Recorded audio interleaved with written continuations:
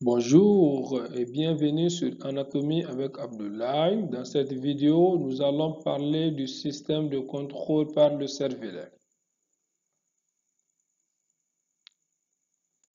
Tout d'abord, le contrôle par le néocervelet. En même temps que les aires corticales extra-pyramidales envoient des messages aux noyaux gris centraux pour programmer un mouvement. Des influx partent vers le cervelet pour contrôler la possibilité du mouvement et la valeur du programme décidé.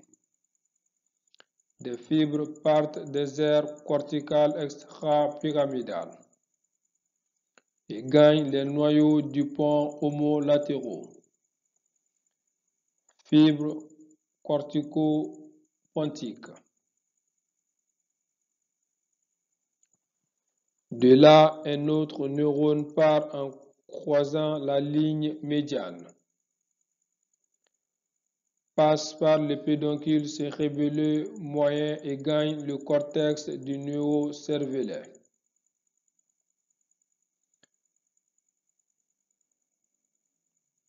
Là, le message cérébral est reçu, analysé et confronté.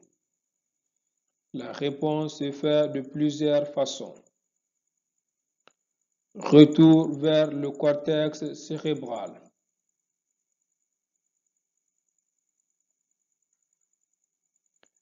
Neurones cérébro-dentés. Puis neurones dentato-rubriques qui croisent la ligne médiane. Puis neurones rubro-thalamiques. Noyau latéraux-ventral intermédiaire du thalamus. Enfin, neurone thalamo-cortical. Cette voie de retour permet de stopper tout mouvement ou au contraire de les laisser s'exécuter. Retour sur le globus pallidus.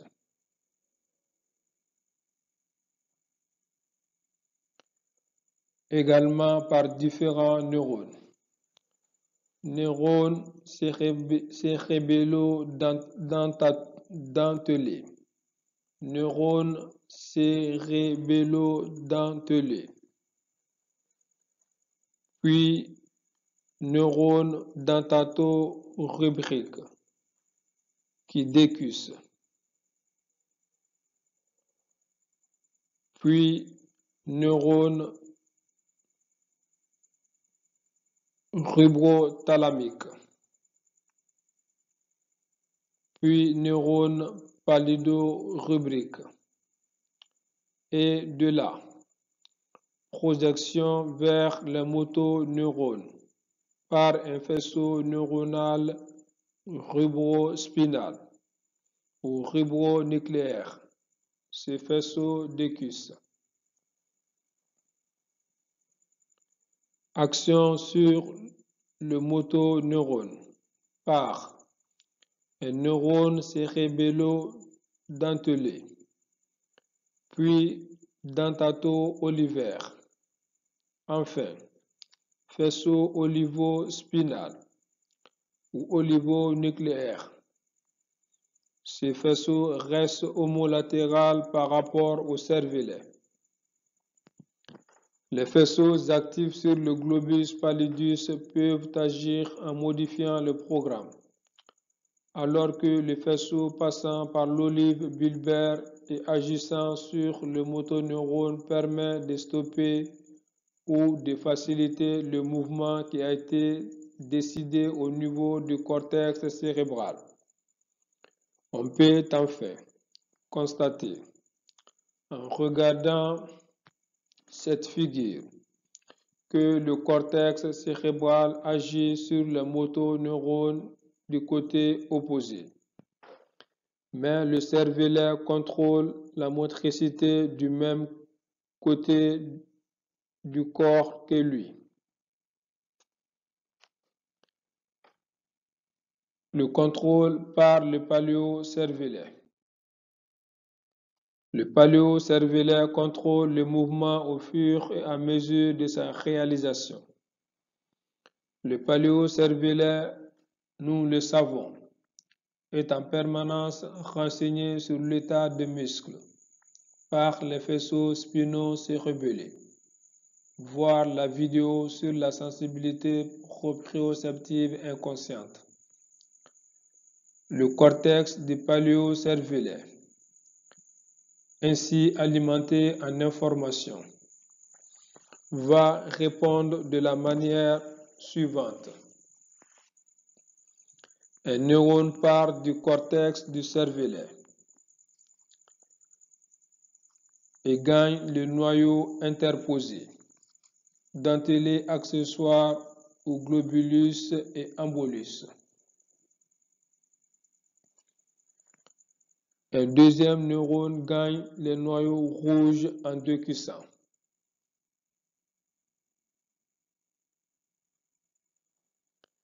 Puis, départ d'un neurone ribrospinal ou ribonucléaire qui va agir sur le motoneurone pour modifier l'action du muscle à la périphérie.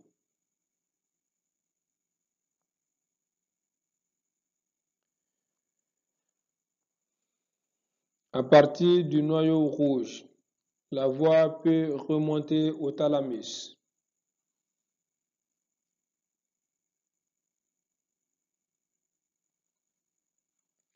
Et au globus pallidus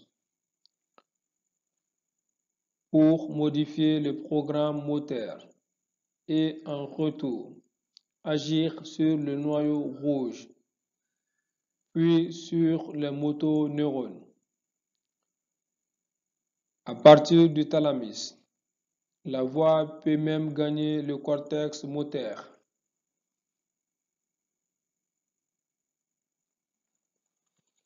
Il faut se rappeler que les voies sont, dès le départ, directes et croisées, si bien que le paléocervelet agit sur chaque moitié du corps dans le même temps.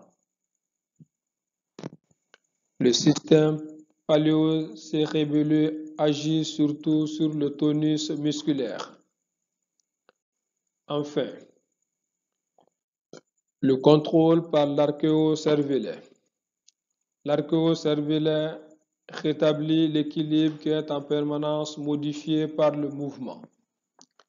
Les informations partent du système vestibulaire.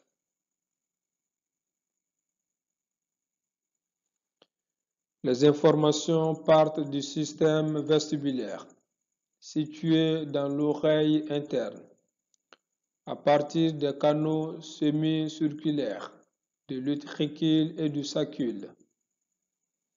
Le premier neurone a son corps cellulaire dans le ganglion de Scarpa et son axone gagne les noyaux vestibulaires.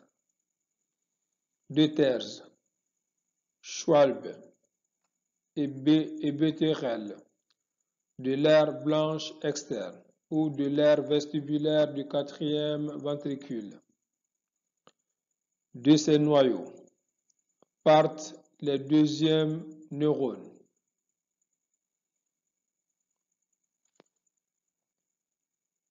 Vers le cortex archéocérébelleux par les pédoncules cérébelleux inférieurs. De là, un neurone gagne les noyaux du toit ou noyau fastigial. Ceci projette les fibres sur les noyaux vestibulaux homo- et hétérolatérales.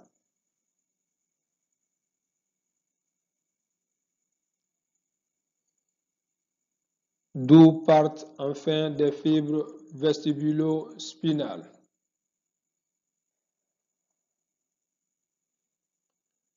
qui transmettent l'ordre final aux motoneurones. Ces derniers agissent sur les muscles pour rétablir l'équilibre. Les différents systèmes du néo, paléo et archéocervellés, apparaissent donc majeurs dans le contrôle de la motricité. Pour la clarté de l'exposé, chaque partie a été étudiée isolément.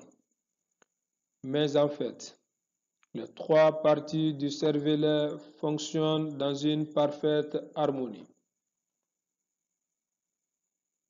Pour plus d'informations, je vous invite à consulter le livre de Grelier. Merci de votre attention et à très bientôt.